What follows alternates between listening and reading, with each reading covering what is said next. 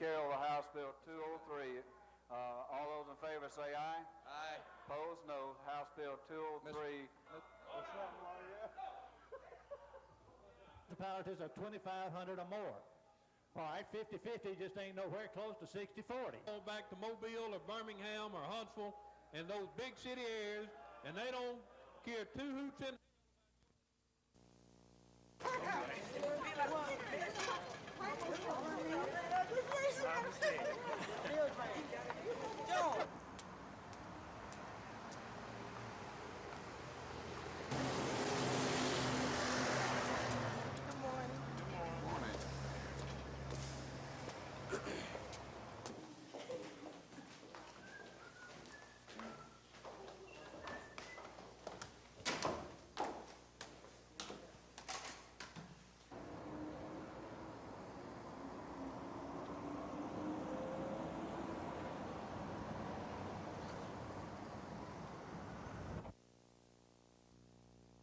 For a tremendous growth in population that we are experiencing.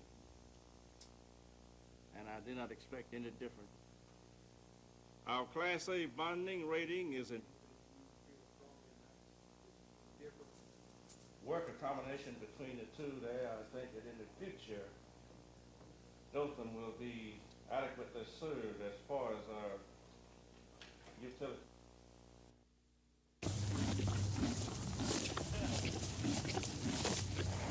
Get your mind on it, cowboy. Get your mind on it.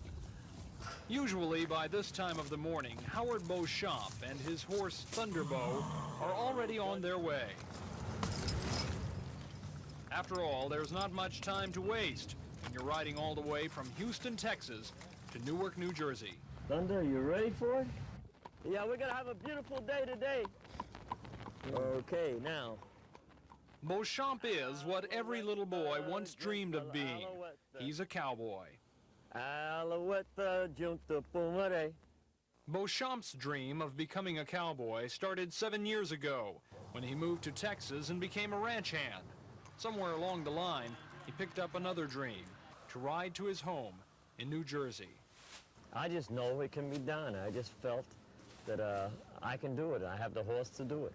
Oh, is it just a vacation or what? Now, 850 miles later, it's a dream he shares with people he meets on the way. It's just, I feel like I'm carrying these same people that you mentioned that dream of doing this. Well, I'm carrying them along with me. At 52 years of age, Beauchamp says he's always loved physical sports, swimming, running, canoeing. His girlfriend is 25 years old. And maybe it's been all that activity that's given Beauchamp the strength to carry this burden of dreams. Then again, maybe it's the dream of the cowboy that the rest of us are carrying for him. Tom Foreman, WSFA TV News. Below the clouds, that's good too. This is a class at Carver Middle School, a school generally regarded as one of the best in Dothan. Alice, what about this one? Shirley Johnson teaches English at Carver. Now she has a new responsibility to help set up projects with Carver students and Southeast Alabama Medical Center, Carver's sponsor in the Adopt a School program. We feel like it'll give a better image of our public school system to the community, and at the same time, we can be receiving a lot of benefits from them also. We have been looking for opportunities to do things for the community that provide so much for our medical center, and we've been looking for different services that we could do, and this is going to be a fantastic opportunity for us to work with the school system. School system officials are going before local civic clubs, encouraging business leaders to sponsor a school. Nearly every school now has a sponsor.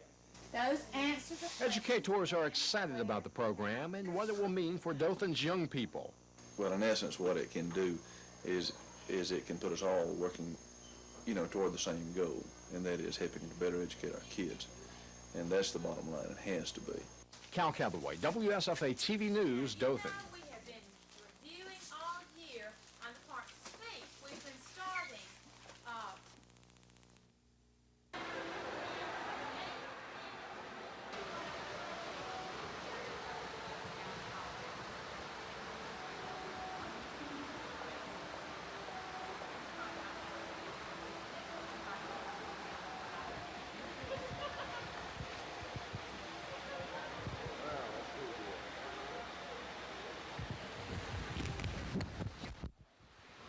just kind of caught on to the new idea of jail and bail. We've not done one here in Montgomery for at least 6 years. But they've been doing them in other March of Dimes chapters very successfully. And when we found out about how much fun it was and how successful they were as fundraisers, of course we were anxious to participate. And so this is our first one, and we're having a ball.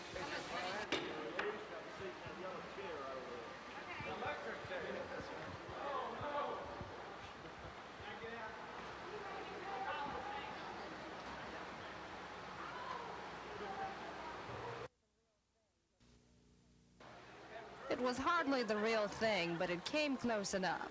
Going to jail, handcuffs, deputy escort, warrant, and presiding judge. You're charged with robbing the cradle. How do you plead? Guilty. There's even one case of attempted bribery, but just Jimmy Evans wouldn't meet the evidence. That's going to be a close case, but I find you guilty. So in the slammer they went to raise bail and make the customary one telephone call. In this case of charity, they had to make several. Hey, I'm in jail. I really am. Baby, don't give me all this. I got to get money up. Find them people. I got off easy because I behaved in the car. I didn't resist arrest. Prison inmate Dr. Sam was arrested for failure to play enough Waylon Jennings music, and harassing fellow DJ Gina McGee was having trouble raising his $200 bond. The strangest thing has happened because I'm having more listeners call in and are donating money to keep me in jail than trying to help me out here at the March of Dimes. Eventually, all the prisoners managed to raise bail, which goes to the March of Dimes. We expect to raise $16,000. We hope to raise 20, but we're expecting 16. Before entering the free world, they had to make one more stop, to the electric chair, as a token of making a worthwhile contribution to charity. Kim Davis, WSFA TV News.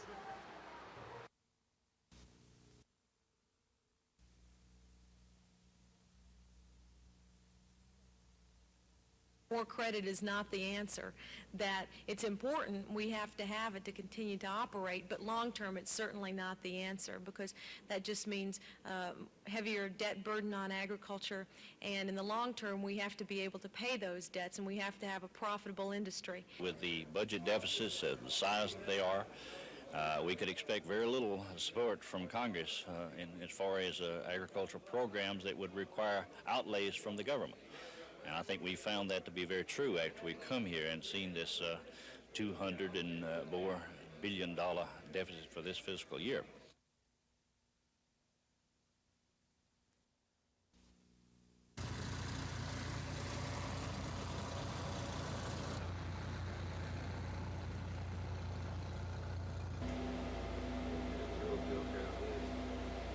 That's all the different microprocessor chips on it. They actually use to operate the system. And it plugs right back in the back.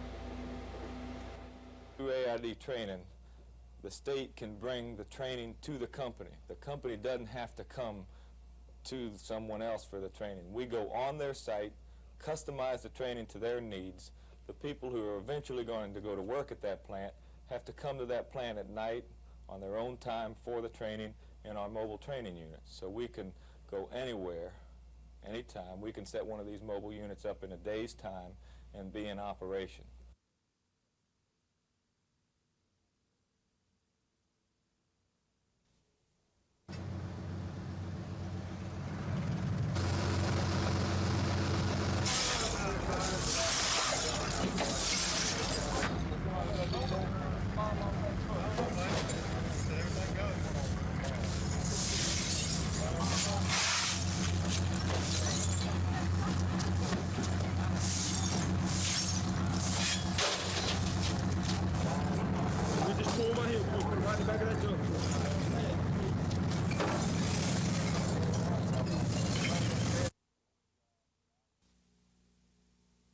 It's the only job that I would leave the University of Arkansas for.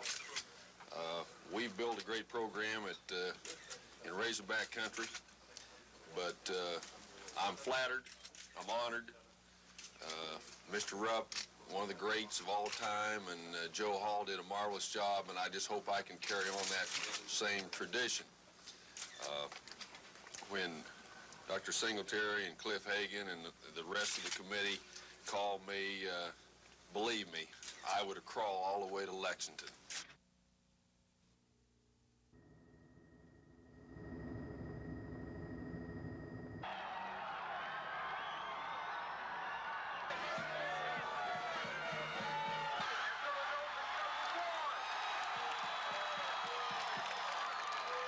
Our beliefs took us to this point in time, which is the greatest feeling. And I think that time alone that we thought to ourselves really had a lot to do with this win tonight. These kids were just great.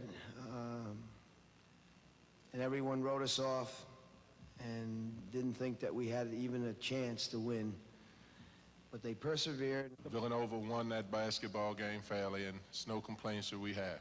I think Villanova played an excellent game. They were slapping back on me more than they had in the past.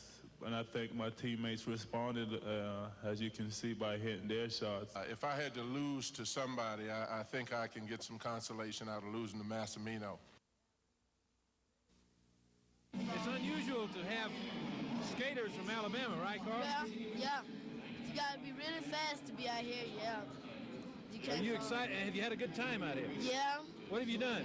Play in the snow and done nice thing. We ate dinner. Go play volleyball and all that. Really? Yep. Michael, how about these mountains out here? It's more fun. I like to stay out here. It's more fun. Really? Yeah. All right, guys, do good today, okay? Yes. Yeah. Michael and his 5 Alabama teammates have been on ice skates just 6 months. Linda Lee, manager of the Eastdale Ice Rink and her ice skating club, volunteered to train our Alabama Olympians. The Olympians travel from Andalusia, Auburn, and Talladega once a week for the training sessions here in Montgomery. They'd never been on ice skates before last fall. Michael, despite his inexperience, skated to the silver medal in his group.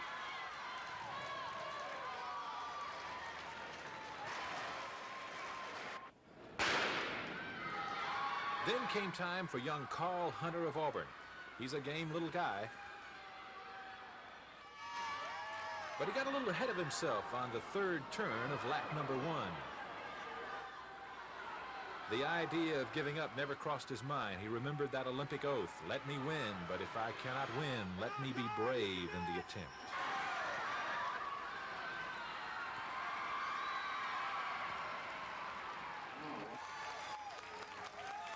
Are you tired? Yeah. You slipped down one time, huh? What happened? I lost my grip out there. You lost your grip?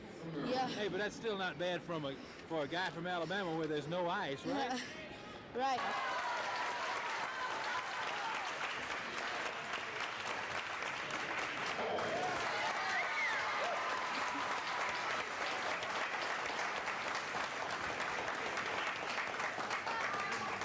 Our 3rd speed skater was Charles Amherst. He's from Clanton. He attends the Talladega School for the Deaf.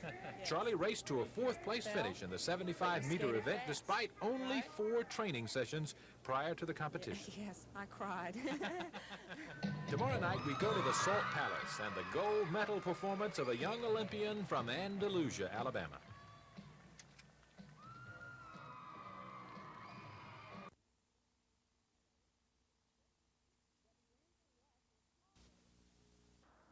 WMCF, whose call letters stand for Montgomery's Christian Family Station, wants to be different from all TV stations. They even use different terminology, referring to their tower as the tall preacher. So that tall preacher that's standing out there tonight, and the thousands of people that are riding to the mall and down the bypass and up and down the Atlanta highway, and they see that beacon shining forth in the darkness of night. Thank God it's founded on the Word of the living God. Reverend Lamb is president of Life Anew Ministries, a not-for-profit organization which currently owns and operates a Christian TV station in Madisonville, Kentucky. Reverend Lamb has already sunk $500,000 into WMCF, but says that is still not enough for the station to go on the air. So he's asking for a blessing. And so we really need to raise about $50,000. $25,000 to immediately get on the air, and $25,000 to sustain us.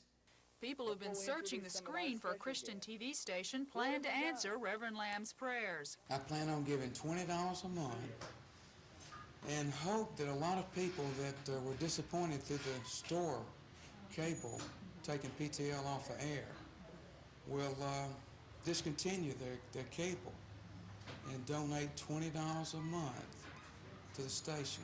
Lisa Walsh, WSFA TV News.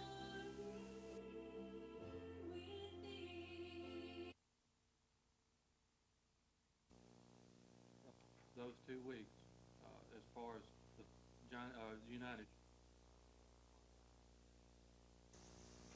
A major part of our income that pays for putting this thing on comes from the fair gate, and we depend on the weekends for this. So we're trying to get a little insurance with this. If we have a weekend that it rains, the Peanut Festival's in trouble. Another thing is it's going to be easier for the family to come out to the fair if you have 2 weekends to pick from.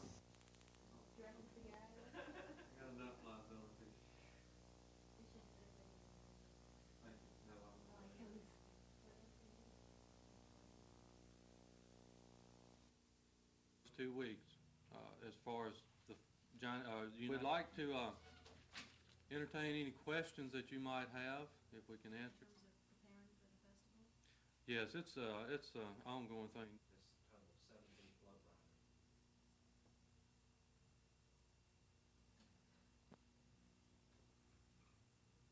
6-day fair. We're open the fair on Thursday, October the 17th, and system production, inspection, and marketing and processing of peanuts in this nation. We also contend that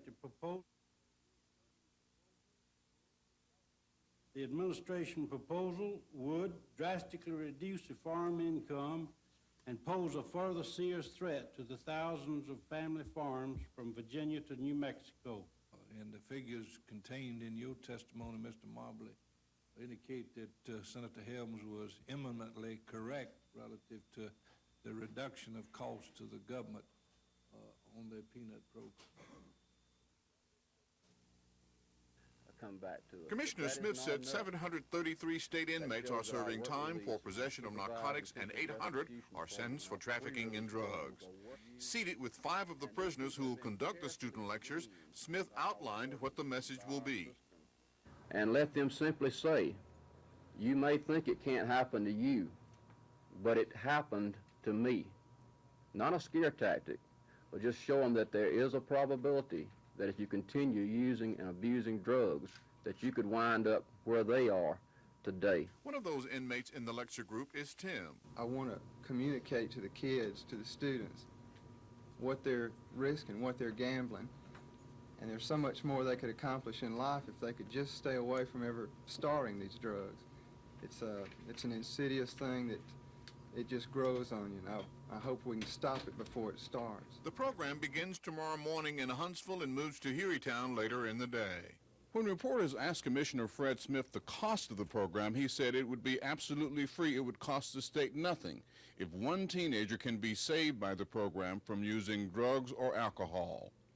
This is Norman Lumpkin, WSFA TV News at the Board of Corrections.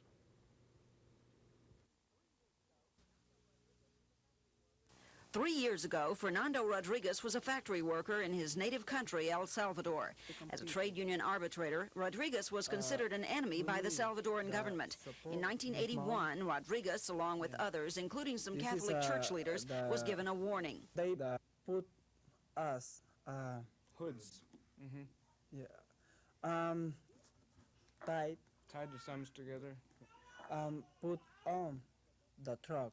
We have afraid of the death squad. It's the same. Death squad, National Police, National Guard. It's the same in our country. They can pick up us. They kill us. Rodriguez says in the past 4 years, more than 50,000 people have been killed in his war-torn country, and he compares U.S. involvement in the conflict to our role in Vietnam.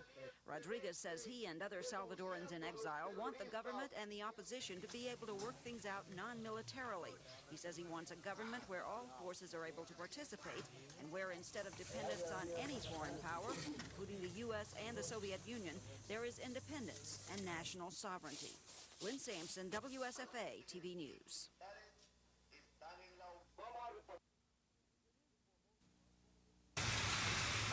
It is, for most of us, one of the few places we get to see our names in print. And today, the new phone books were rolling out all over Montgomery.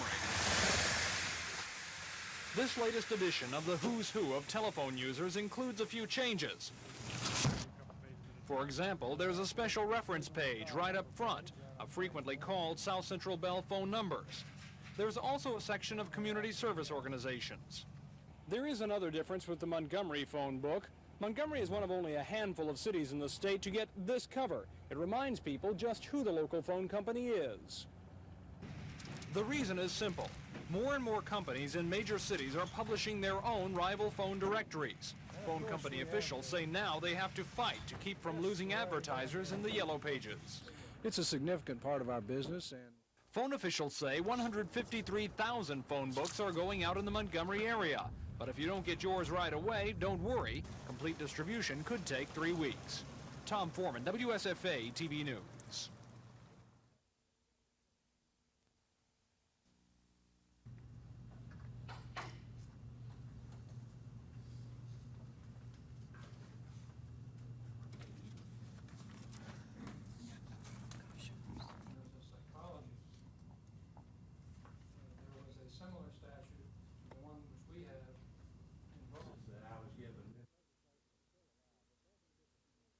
That legislation is still alive. It doesn't give us any more power. It just gives us the ability to levy administrative penalties. And I don't think that his ruling will in any way affect that. All right, you received your permitted activities. Are there any questions concerning that? When he gets there, I know you'll honor it very quickly. We sure appreciate everything you've done for us. Well, thank you very much. It's a phenomenon in the recruiting industry. You help. Thank you very much. Actually, the call letters SFA stand for Saks Fifth Avenue.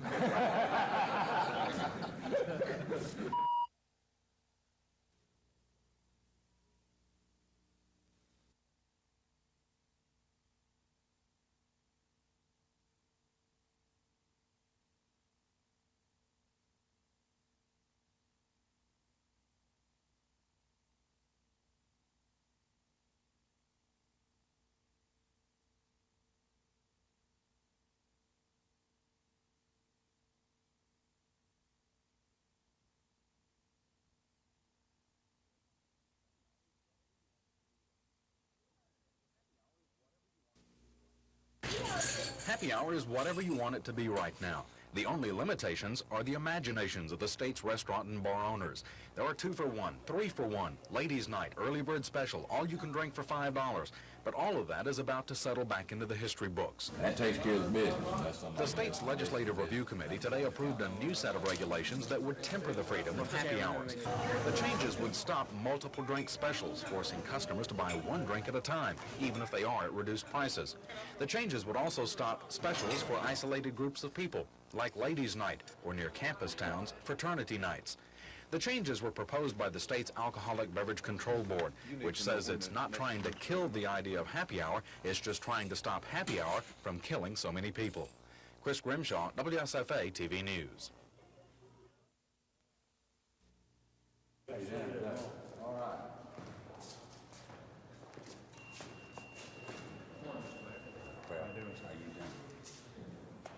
Ready?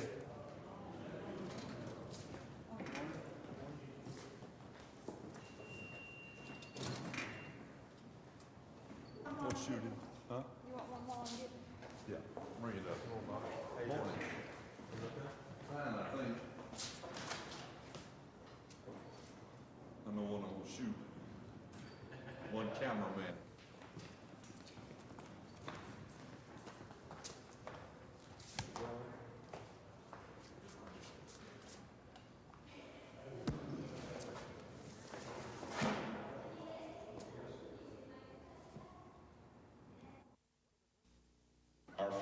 This setting, one of the great arenas in America, the Salt Palace.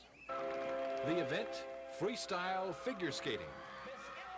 to present the awards four of the greatest figure skaters in the world, Ty Babylonia and Randy Gardner, JoJo Starbuck and Ken Shelley. As his time approached, 13-year-old Tommy Calloway of Andalusia, Alabama, received final instructions and encouragement from his coach, Linda Lee. Since last fall, Tommy had spent his Saturdays with Linda on the Eastdale Mall ice preparing for this moment.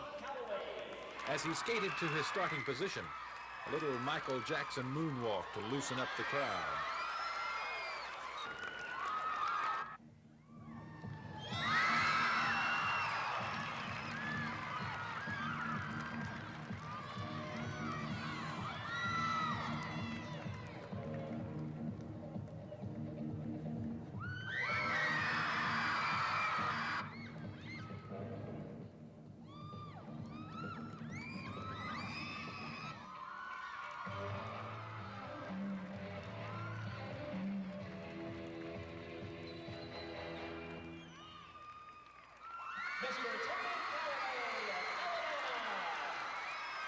Finally, the scores. The best of his group, 1-7s and 1-8s. Tommy Calloway of Andalusia, Alabama, whose sports hero is Bo Jackson, had won the gold.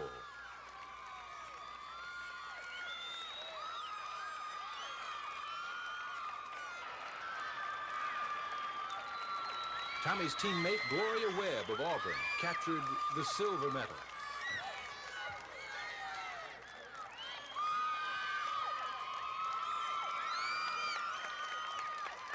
And Roger Carr of Magnolia, Alabama, who attends the Talladega School for the Deaf, skated his best ever, taking a 5th place after training for only 3 weeks.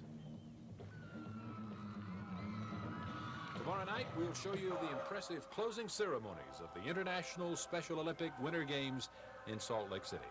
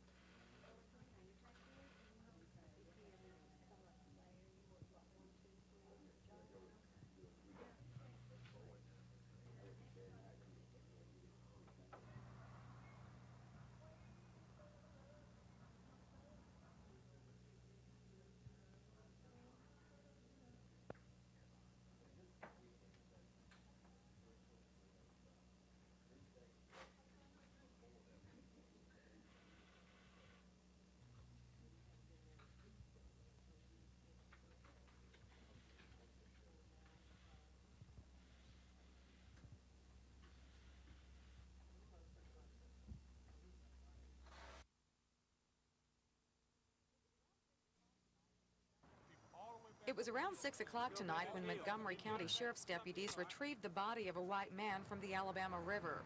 The body was found near the Alabama River Bridge at Highway 31, but authorities had to tow the body nearly 3 miles down the river to the Washington Ferry Marina before coming ashore. The body was found by 2 fishermen who were docked by the bridge late this afternoon.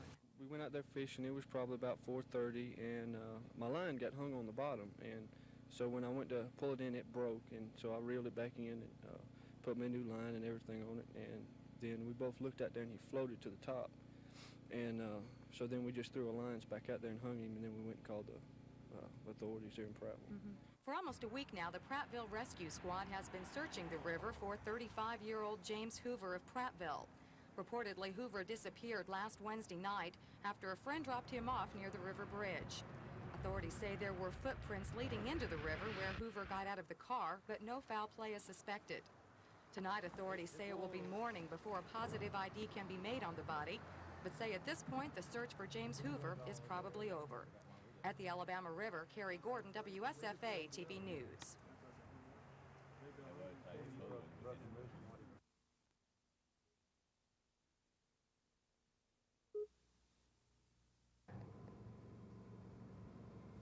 peanuts aren't peanuts to the wiregrass. It's big business. The crop last year worth $150 million. Producers say the current peanut program is a good one, but they have a much different opinion of the Reagan administration proposal. It is our considered opinion that the proposal is poorly conceived and totally destructive to the system production, inspection, and marketing and processing of peanuts in this nation. We also contend that the proposal would adversely affect the consumer. The administration proposal would drastically reduce the farm income and pose a further serious threat to the thousands of family farms from Virginia to New Mexico. Alabama Senator Howell Heflin is a member of the Senate Ag Committee. He says the peanut program is the only agriculture program that's really worked, despite what manufacturers say. Jar of peanut butter was brought out in the testimony cost $2.43 to the customer. The farmer gets only 53 cents out of that. The rest of it goes to merchandising, advertising, all sorts of things, profit to the peanut butter manufacturer and all of this. They just want more profit. Heflin says if it ain't broke, don't fix it. He hopes colleagues will be listening when the peanut program comes up for a vote. Cal Calloway, WSFA TV News.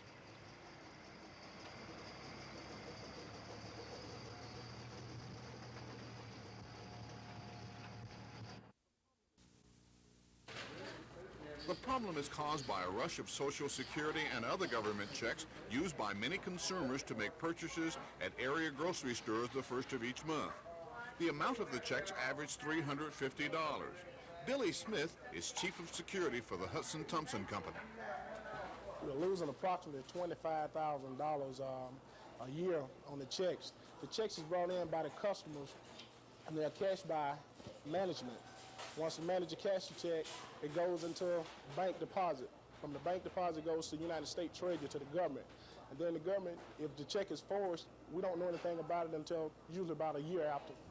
Store officials say some checks the government finally sends back as forgeries are more than 2 years old, and that presents an even bigger problem in attempting to apprehend the guilty parties.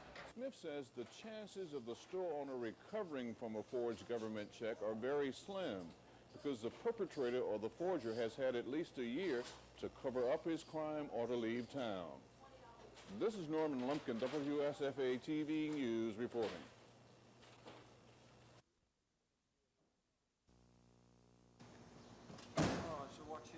The arrest began at 4:30 this morning. That's the reason for the name, Operation Early Bird. Officers say everything went smoothly. By shortly after 5 o'clock, we had 7 of them in custody without incident. Dothan police have been working on this operation for 2 months. A Dothan police officer and one from Marianna, Florida, went undercover to make the cases. The target, Dothan's narcotics dealers. This operation has resulted in charges of selling marijuana, selling cocaine, amphetamines, and possession of marijuana. A total of 17 adults and 3 juveniles have been charged. Police say they're concerned about the increasing involvement of young people in the drug market. They're also worried about the high cost of drug cases to the taxpayer. When you total the man-hours to investigate these offenses and then to prosecute them through the criminal justice system, you can see the tremendous impact that it's having on working people's hours. Williams says Dothan drug dealers have been put on notice. More operations of this type will take place in the future. Cal Calloway, WSFA TV News, Dothan.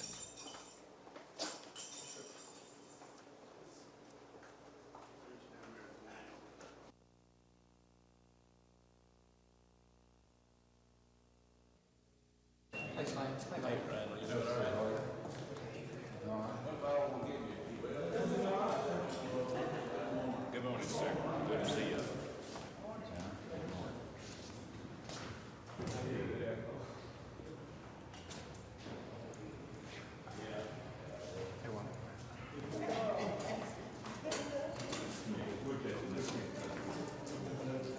Good morning. How you doing? Yes, sir, I am. Nick, how you doing? Is that really good? Okay.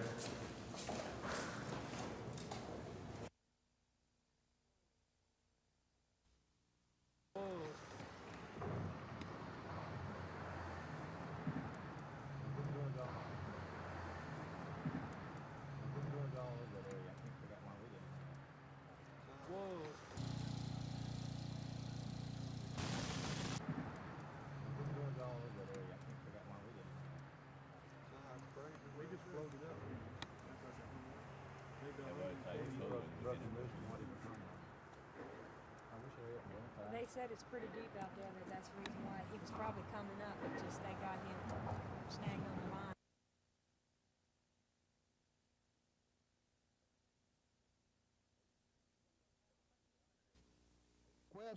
For the second time in as many weeks, Ways and Means Committee Chairman Tom Coburn revealed an education budget which piles more spending on top of what Governor Wallace recommended.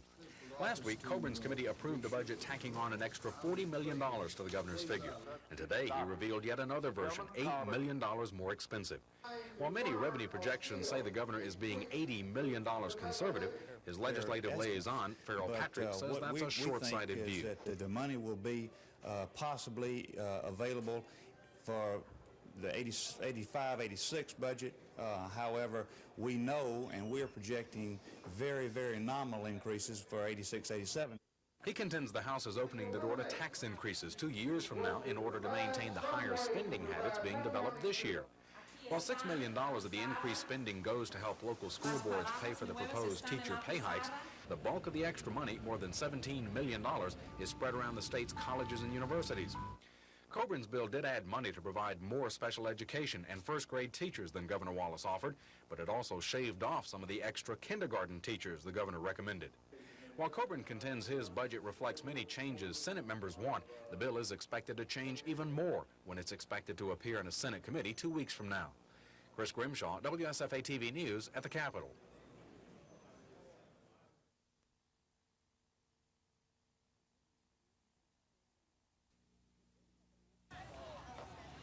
The greeting at the mansion gates gave it away. This was no ordinary Easter egg hunt. The children came from all over, some wearing hearing aids, some pushing walkers, and some in wheelchairs. Today, their differences didn't matter. They shared one thing, a good time.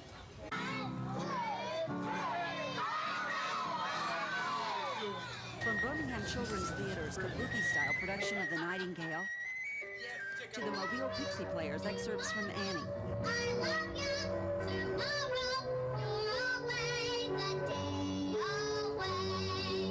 From a unique puppet show featuring the kids on the block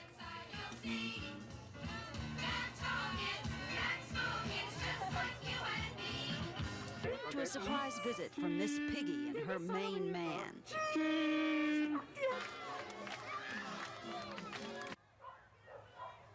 This day was special, and it didn't really matter how many eggs you found or you didn't find. Nobody went home empty-handed. Lynn Sampson, WSFA TV News.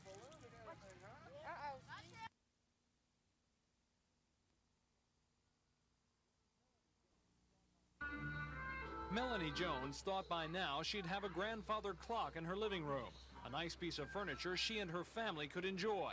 Instead, she got something else. A big disappointment.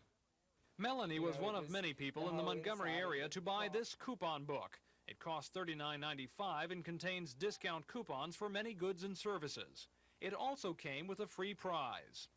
But the Attorney General's Consumer Protection Office says for 8 area residents who complained, it was no bargain. This was what they received. Not a real grandfather clock at all. It's made of cheap wood. The front is made of plastic. The pendulum doesn't swing, and when you turn it around, you can see that the workings of the clock are really a small battery-controlled motor. Even though the clock was free, there was a $59 shipping charge. In all, it adds up to what state officials call a bad deal. There's nothing illegal about it at all. It's just misleading. Someone else who feels misled is the manager of this gospel radio station, which sponsored the coupon book. The prizes, I don't believe, were as we expected them to be. I don't think they were as good as they were. Were they worth it? I don't think so, no.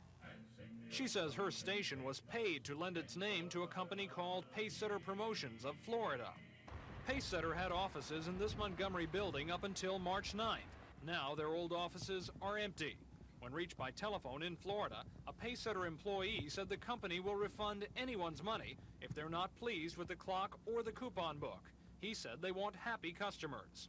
He also said they'll pay $900 they owe the radio station, money that's already past due. Tom Foreman, WSFA TV News.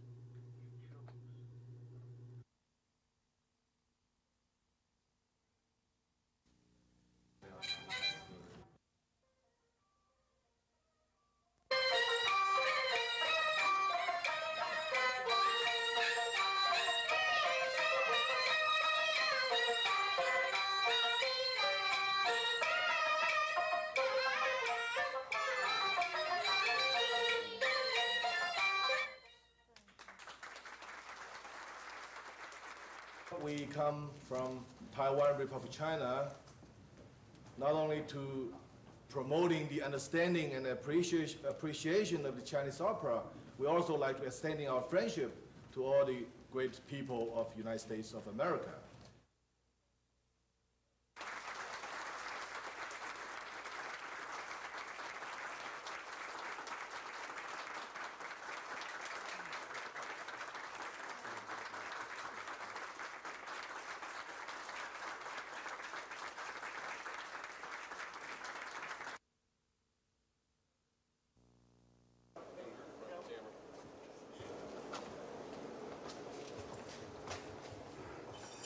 Can I get you the key?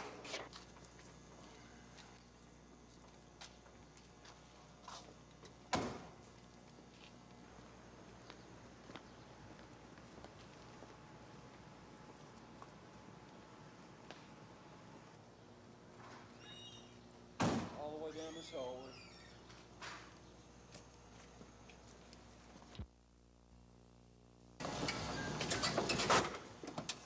Operation Early Bird began at 4:30 this morning. Officers began rounding up the suspects and booking them at police headquarters. Police say the operation went smoothly. By shortly after 5 o'clock, we had 7 of them in custody without incident. This operation has resulted in charges of selling marijuana, selling cocaine, amphetamines, and possession of marijuana.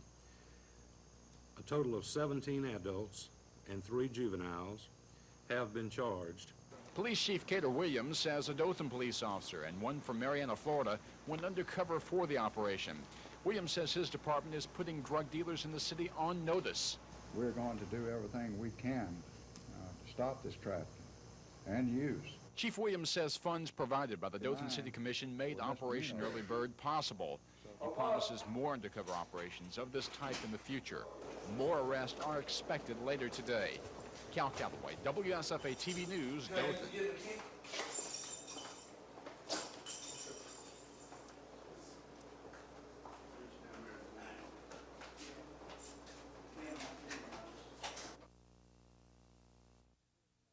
Alabama Sports Hall of Fame wishes to announce the fact that we're going to sponsor the Scholar Athlete Award and Banquet starting in 1985-86 school year.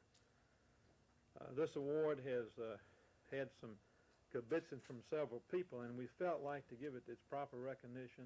We had a suggestion from Dick McGowan that we sensitize on giving it the proper name, and in doing so, we wanted to recognize 2 legendary coaches in the state of Alabama that have put their brand on the total student, athlete, scholar, and that's Coach Bryant, former coach of Alabama, and Shug Ralph Jordan, former coach at Auburn. So the board has voted, and the families of Coach Jordan and Coach Bryant have granted us the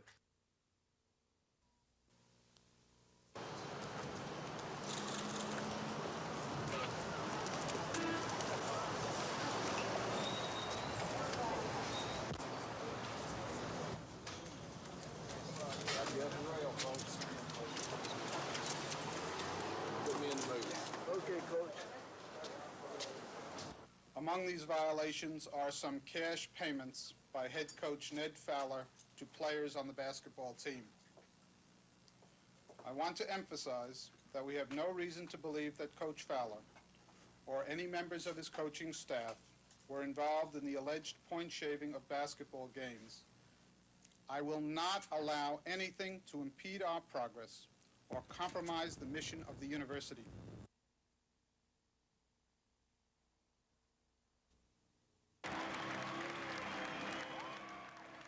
As our Special Olympians skated on the Salt Palace ice for the final time, little did we all know what a rare night of entertainment was in store. Sergeant Shriver, president of Special Olympics, congratulated the 800 participants for their courage and sportsmanship. The Olympic flame began its long journey to the site of the next Games, the International Summer Special Olympic Games at the University of Notre Dame in 1987. And then Phil Donahue introduced the first of many exciting performances.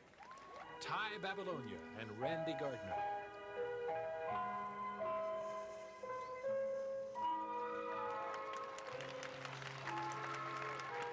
Jojo Starbuck and Ken Shelley.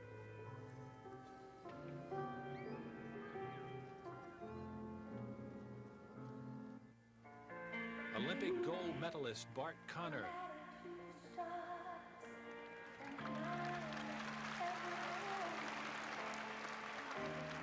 Some genuine Rocky Mountain foot clogging. The magic of Doug Henney. I pulled on the white pom-pom, and the blue pom-pom became the high pom-pom, and the red pom-pom became the low pom-pom. And finally, the incomparable Mormon Tabernacle Choir.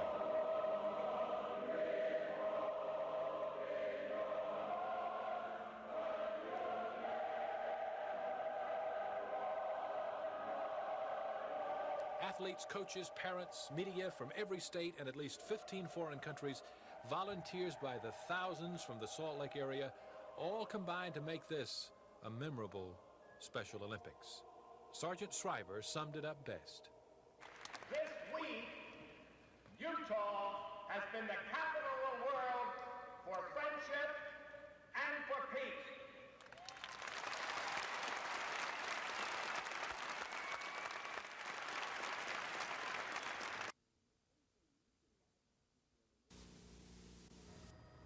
Police say the Eastern Bypass is where the most accidents occur. 3 consecutive Eastern Bypass intersections are listed among the city's 5 worst places for accidents. Traffic officials also say the Atlanta Highway is the number 2 street in traffic mishaps. Accident investigators say the most common violations leading to serious and fatal accidents are drivers not in control and failure to yield right-of-way.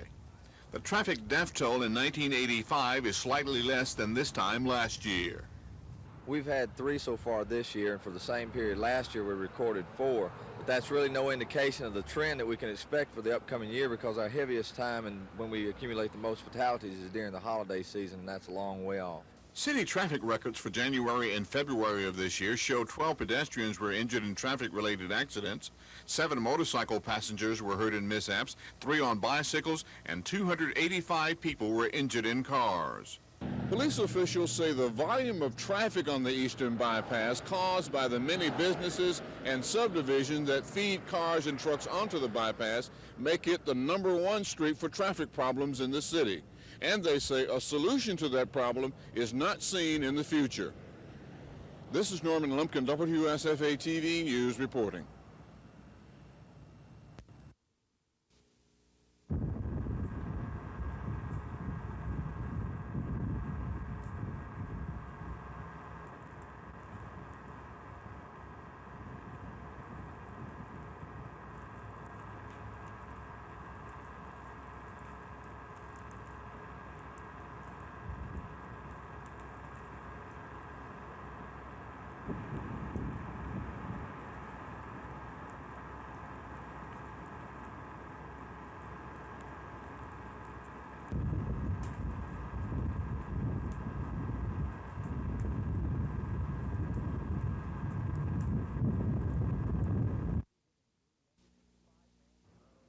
It took the 5-man, 2-woman jury less than 3 hours to find that Mayor Falmer was justified in reassigning Officer Steve Island for writing a poem critical of fellow officers. There are times when officers lies hang in the balance, and if there are feuds and jealousies and backbitings and gossip and one thing going on between officers, there might be a time when the officer would not respond as properly or promptly as he should or something. And I think this clears the air completely on that point. Federal Judge Myron Thompson ruled late yesterday only the parts of the poem referring to the mayor are considered protected by the First Amendment's guarantee of free speech, which meant the jury had to determine whether Island was demoted because he ridiculed Falmer or because he referred to his superiors as rats, mice, and dullards. Island's attorney Julian McPhillips told the jury Mayor Falmer ran the Montgomery Police Department like George Orwell's Big Brother in the book 1984, and Island's demotion was a result of Falmer's bruised ego. Falmer denied the accusation, saying the reassignment was necessary to maintain respect and discipline in the police department. The jury agreed with the mayor. Officer Island, he had his shot. Officer Island's legal battles are not over. On April 15th, Island and several other officers will come to federal court and challenge the mayor and the city's promotional procedures. Dean Argo, WSFA TV News.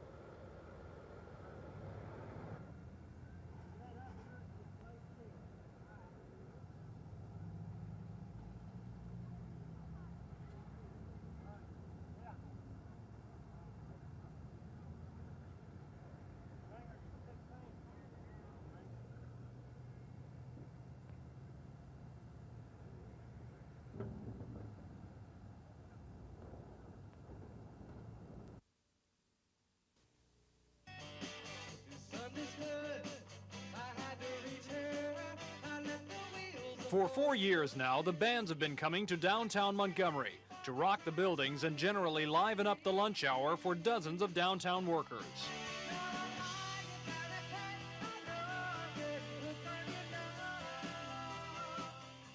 And today, the Brown Bag Concerts started up again.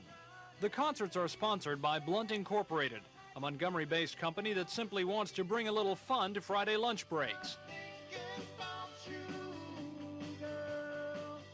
Downtown people need something fun to do at lunchtime.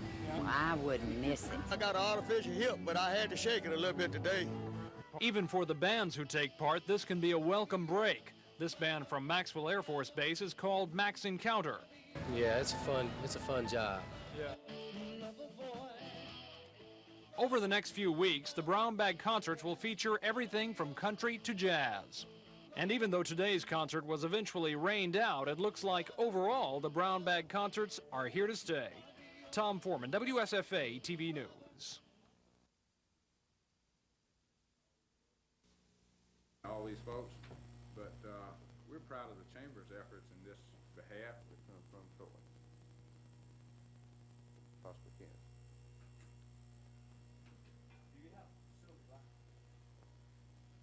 Here will be supplied locally. 50 to 55-foot lengths, we will have to design the building to accommodate the floors. In the present spec building, we did look at very much. Thank you. I believe it'd be appropriate. I think we have failed to introduce one person. Diana, would you Yes, stand? my wife is here. Ed's wife, Diana, is Stone.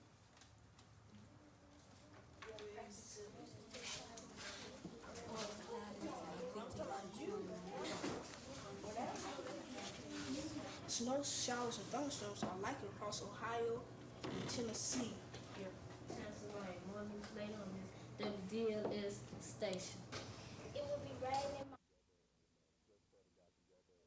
Just sort of got together, and we were looking for some activities to end our weather section in the textbook, and they tossed around different ideas as far as what they might call the television station. 86.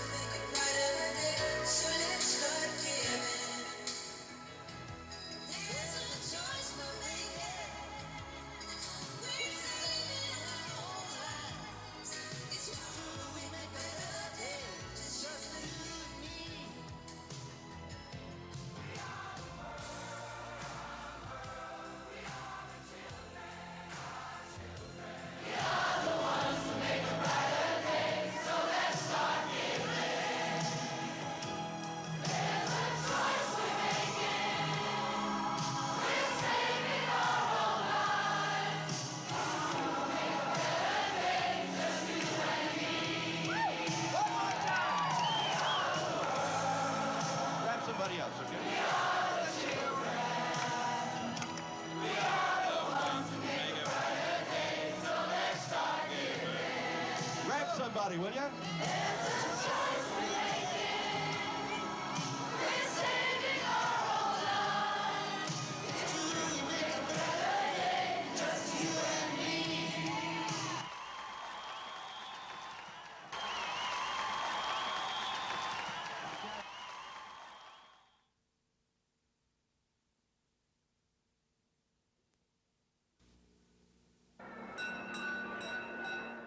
It was a jolly 1984 Christmas. 115,000 people in the three-county area had jobs as the year came to an end.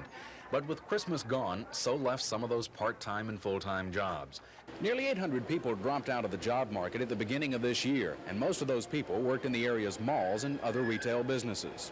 Brockway Glass in Montgomery, recovering from a temporary layoff of 400 workers late last year, was one of a few businesses showing any increases. But state and federal government led the employment jumps at the beginning of the year. While the first couple of months of this year saw more people with unexpected time to play in the park, it was still a better job market period than the same time 1 year ago. Nearly 5,000 people working today were out of work just 12 months ago.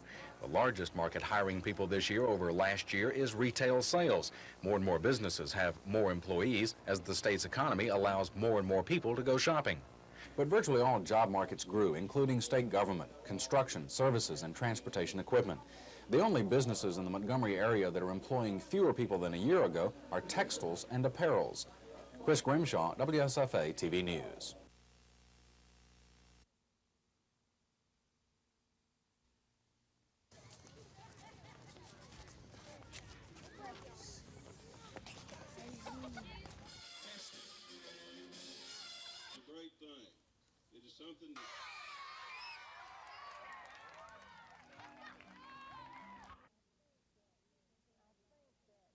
I think that since they have laws and rules in school to obey, they also are aware that it's necessary to have laws as adults and young adults, and I really think it helps.